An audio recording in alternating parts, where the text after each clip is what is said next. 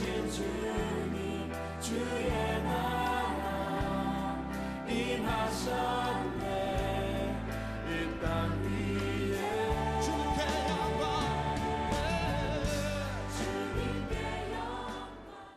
셰익스피어는 우리 인생을 가리켜 불확실한 항해라고 말할 바 있습니다. 바다는 잠시도 가만히 있는 법이 없습니다. 시시각각 천태만상으로 변합니다. 그런가 하면 한번 폭풍우가 몰아치기 시작하면 모든 것을 다 삼켜버릴 듯이 덤벼들기도 합니다. 이런 바다를 항해해야 하는 것이 바로 우리 인생입니다. 우리의 지나온 날들을 한번 가만히 돌이켜 보십시다. 아무 일 없이 평온하게 지냈던 날들이 과연 얼마나 되겠습니까? 산더미 같은 파도를 넘어온 것만 해도 수차례는 될 것입니다. 앞으로 우리의 남은 인생이 얼마이든 간에 크게 다를 바 없을 것이다 하는 예측도 충분히 가능합니다. 우리는 여전히 문제 속에 살아가게 될 것이고 전혀 예측할 수 없는 그런 수많은 문제들이 우리를 기다리고 있는 것도 현실입니다. 그런데 정작 우리를 힘들게 하고 답답하게 만드는 것은 그런 문제들이 아닙니다. 우리가 절체절명의 위기 상황에 직면했음에도 불구하고 그 어디에서도 하나님의 음성을 들을 수 없다는 사실이 우리를 낙심케 하는 것입니다. 사랑의 하나님이시라면, 그리고 정말 그 하나님께서 나를 사랑하신다면 지금쯤은 무언가 한마디라도 내게 말씀해 주셔야만 할 것 같은데 하나님께서는 여전히 침묵하고 계신다는 사실에 우리의 마음이 무너져 내릴 때가 한두 번이 아닙니다. 오늘 본문에는 엄청난 소용돌이에 휘말린 한 인물이 소개되어 있습니다. 바로 욥이라는 인물입니다. 욥은 남부러울 것이 없는 그런 가정의 가장이었습니다. 욥에게 있어서 매일같이 자녀들을 위해 하나님께 복을 비는 것은 인생 최대의 즐거움이었습니다.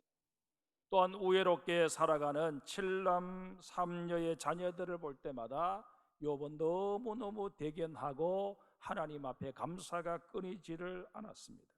그런데 이런 욥의 가정에 먹구름이 끼기 시작했습니다. 하루는 욥에게 들판에서 일을 하고 있던 종이 헐레벌떡 달려와 보고를 합니다. 방금 전에 인근에 살고 있는 스바 족속이 느닷없이 들이닥쳐서 밭갈이를 하고 있던 소와 그 곁에서 풀을 뜯고 있던 나귀들을 약탈해 가고 그것을 막으려는 종들까지 살해했다는 것이었습니다.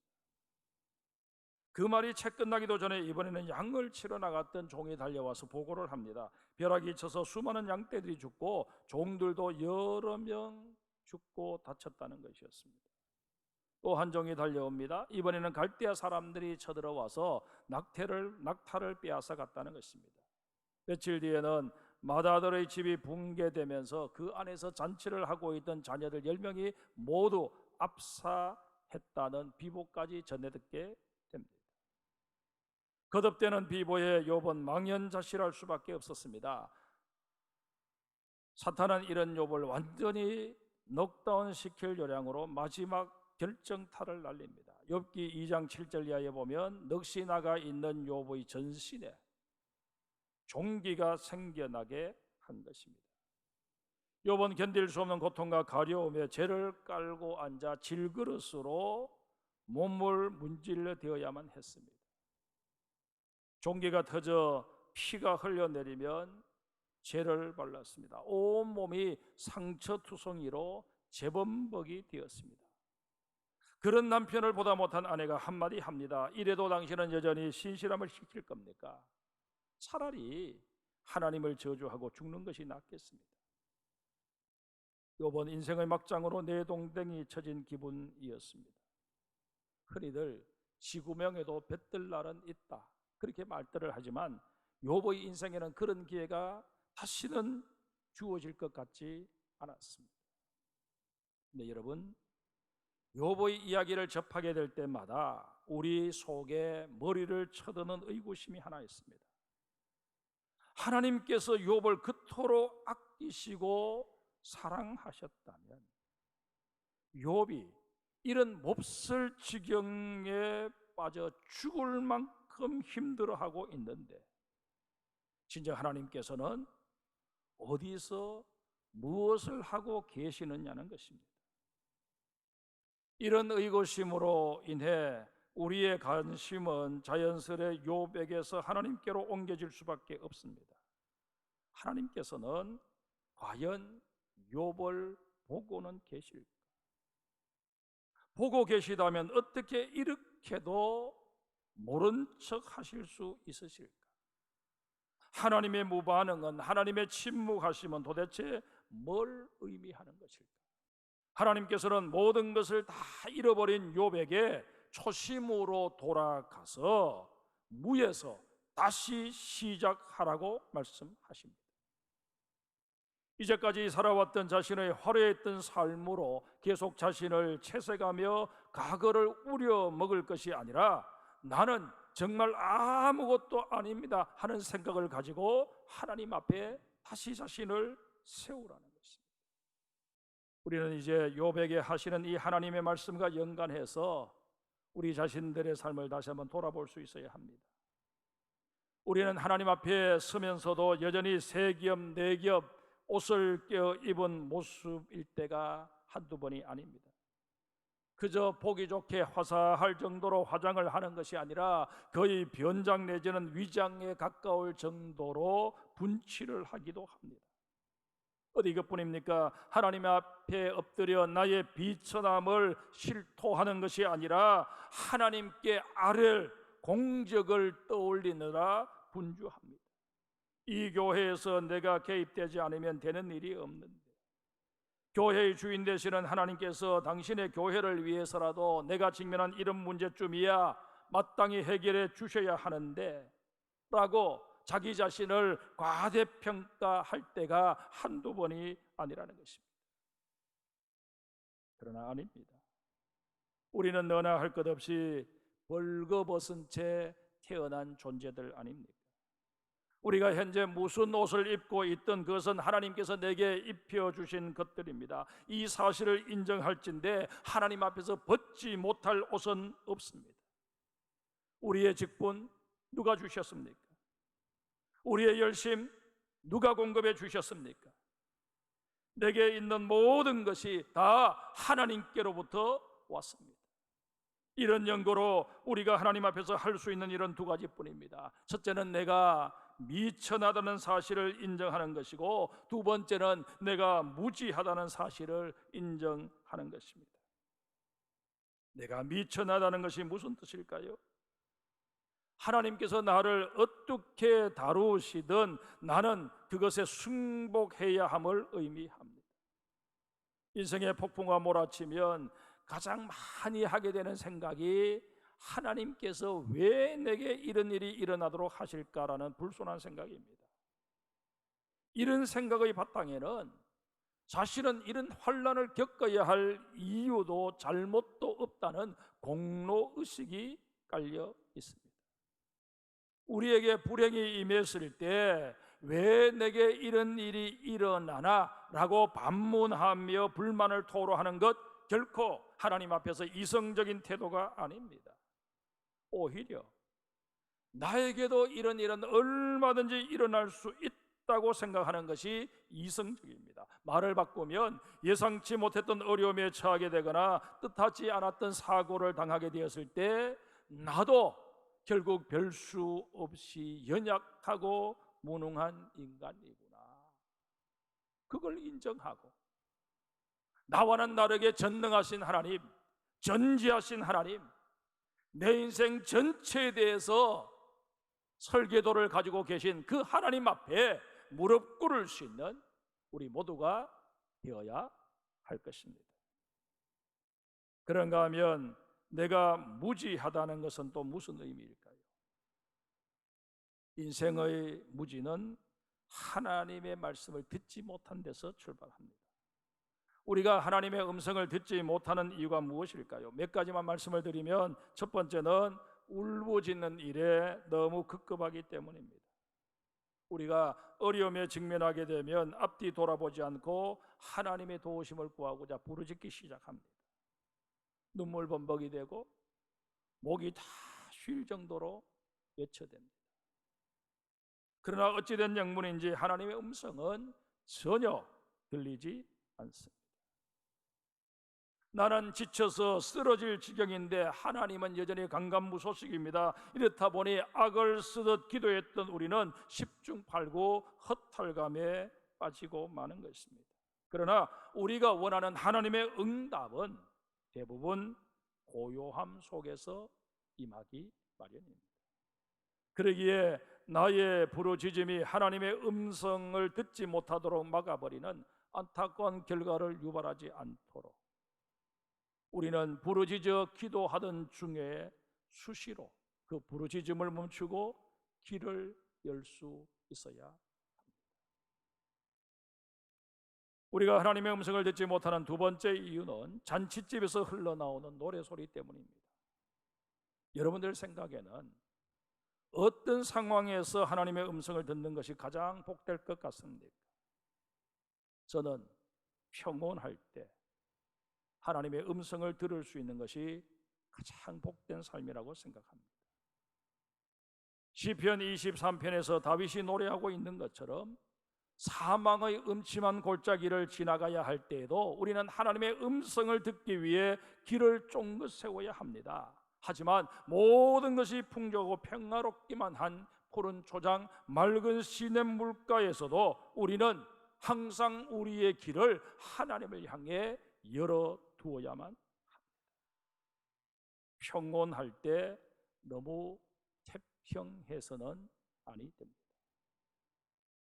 하나님이 주신 은혜 가운데 우리는 기뻐하고 즐거워하되 수시로 주님과 나 사이의 거리를 확인해야 합니다.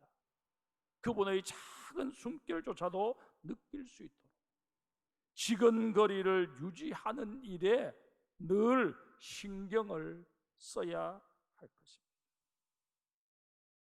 신선노름에 독기자로 썩는 줄 모르는 그런 인생을 살아서는 결코 아니 된다는 것입니다.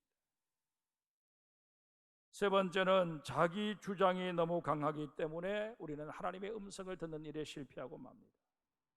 요즘은 그런 일이 잘 없습니다마는 과거에는 전화가 혼선이 되어서 내가 들어야 할 사람의 말은 잘 들리지 않고 듣지 않아도 될 전혀 엉뚱한 사람의 통화 내용이 내기에 생생하게 들리는 경우가 있었습니다. 우리는 때로 이미 마음을 정한 상태에서 기도를 드리곤 합니다. 그럴 경우 우리의 기도는 자연 하나님의 동의를 구하는 식이 되기 십상입니다. 사실 내 뜻이 너무 확고하다 보면 자연 하나님의 음성은 들리지 않고 내 욕심을 부추기는, 내가 들어서 별로 유익이 되지 않는 그런 소리들이 내 귀에 들리는 경우가 허다합니다. 우리는 이런 모습이 되지 않도록 삼가 조심하고 조심해야 합니다. 무엇에 대한 욕구가 강하게 내 마음에 자리하게 될 때마다 우리는 그것이 혹 하나님의 음성을 듣지 못하도록 방해 요인이 되지는 않을까 삼가 경계하고 경계해야 합니다. 이런 의미에서 우리 그리스도인들은 지나치게 어떤 일에 강한 욕심을 가져서는 아니 된다는 사실도 유념하셔야 할 것입니다. 항상 내 속에 자리하고 있는 욕심을 다스리며 내 뜻대로 마시고 아버지의 뜻을 깨달아 알 수 있는 지혜를 내게 공급하여 주시옵소서. 기도하는 여러분과 제가 되어야 할 것입니다. 네 번째는 집중하지 않기 때문입니다. 우리는 책을 읽으면서도 딴 생각을 할 때가 있습니다. 그런 경우 페이지는 넘어가지만 그 책에 어떤 내용이 기록되어 있는지 정확하게 파악되지를 못합니다. 기도를 할 때도 종종 유사한 경험을 하게 됩니다. 기도를 한다고 앉아 있기는 한데 내 머릿속은 멍하거나 아니면 열심히 무언가 기도를 하기는 했는데 무슨 기도를 했는지 기도의 자리에서 일어나기 바쁘게 다 잊어버리는 그런 경우가 없지 않아 있다는 것입니다. 분명히 말씀드리건대 내가 집중해서 드리지 않는 기도는 하나님께서도 집중해서 듣지 않으십니다. 기도에 집중하는 방법 가운데 하나가 기도를 단순화시키는 것입니다. 잡다하게 많은 것을 욕심내어 기도할 것이 아니라 몇 가지를 집중적으로 기도하는 습관을 키우는 것이 필요하다는 것입니다. 기도할 내용이 많으면 우선 한 가지 기도 제목을 가지고 집중해서 기도하고 잠시 끊었다가 그 다음 내용으로 다시 집중해서 기도하는 그런 습관들을 키우는 게 옳을 것입니다. 중언부언하듯이 그렇게 기도하는 우리가 되어서는 결코 아니 될 것입니다. 다섯 번째는 인간의 유한성 때문에 하나님의 음성을 듣지 못합니다. 앞서 말씀드린 네 가지의 이유는 우리의 노력 여하에 따라 얼마든지 극복될 수 있습니다. 하지만 이 다섯 번째 이유는 우리가 어찌할 수 없는 인간의 한계입니다. 우리가 아무리 경건하게 살려고 애쓰고 영성 개발에 힘써도 우리에게는 한계가 있기 마련입니다. 사도 바울이 뭐라고 말합니까? 고린도전서 13장 12절에 우리가 지금은 거울을 보는 것 같이 희미하나 그때는 얼굴과 얼굴을 대하여 볼 것이요 지금은 내가 부분적으로 아나 그때는 주께서 나를 아신 것 같이 내가 온전히 알리라 일깨워 줍니다. 이 땅에서 우리가 육신을 입고 살아가고 있는 한 하나님에 대한 우리의 지식은 어차피 간접적이요 부분적일 수밖에 없다는 것입니다. 하나님의 뜻을 다 헤아려 알 수 있는 사람 우리 가운데 아무도 없습니다. 미국의 어떤 크리스찬 부부가 이웃으로 이사 온 교우의 이삿짐을 옮겨주러 갔습니다. 믿음의 식구가 가까이 이사 온다는 것이 너무너무 기뻤습니다. 그래서 그날은 늘 학교에 데리러 가던 아들에게 오늘만은 혼자서 돌아오라고 그렇게 일러두고 이삿짐을 옮겨주기 위해 이웃집으로 갔습니다.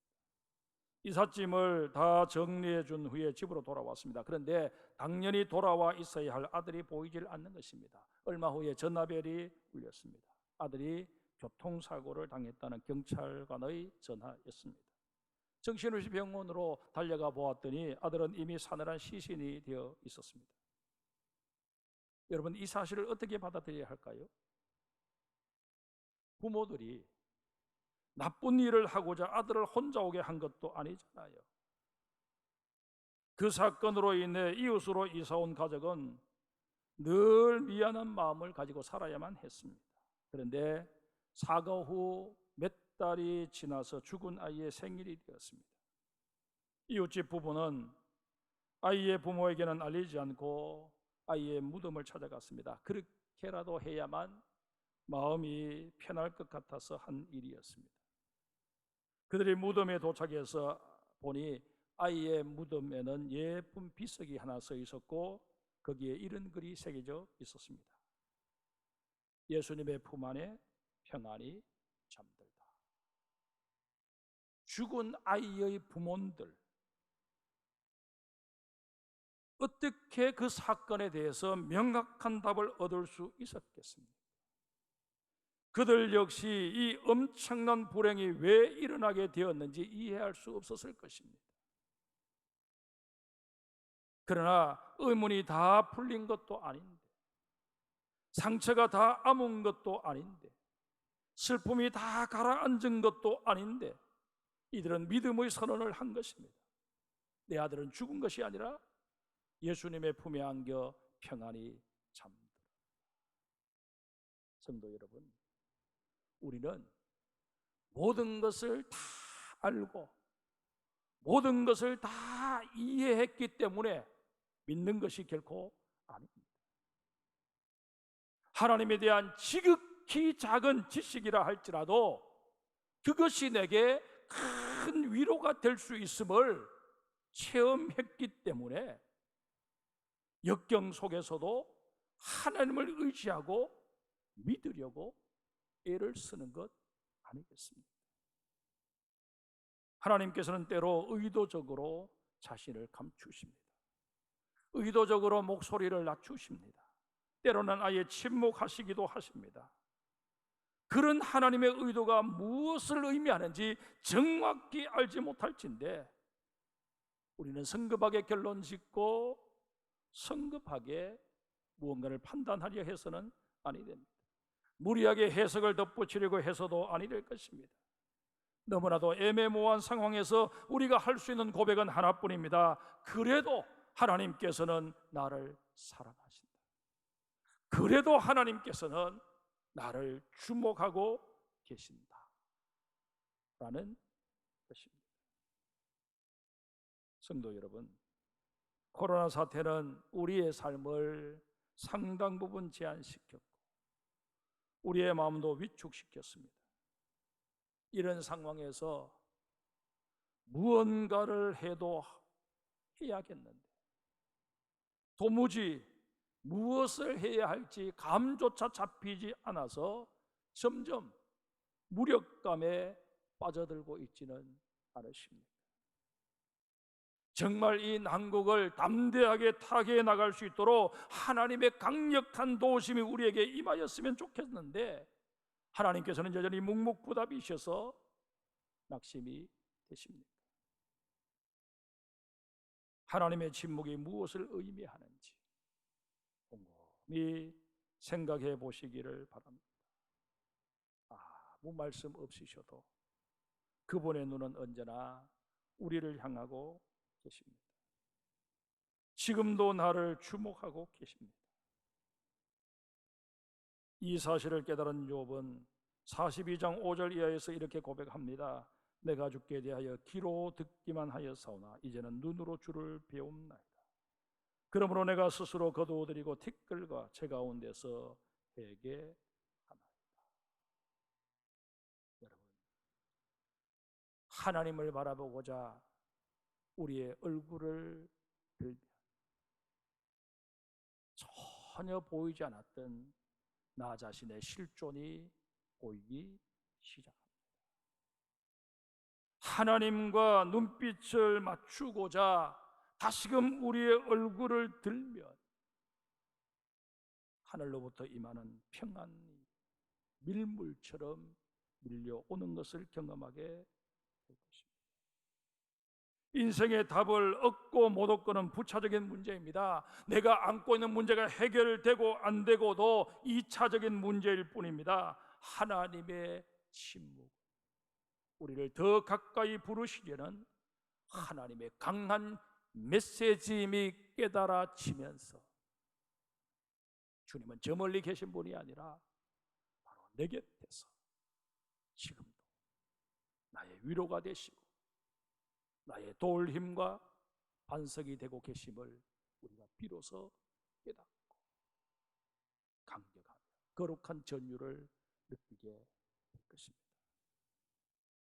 이런 깨달음 속에 정말 이 코로나 위중한 사태를 넉넉히 견뎌내고 이겨내며 언젠가는 이때의 힘들고 어려웠던 시절을 우리가 웃으며 정말 그때 임했던 하나님의 은혜가 크고 놀라웠다. 그때 하나님은 나를 다시 한번 새롭게 하여 주셨다 고백할 수 있는 여러분과 제가 되어야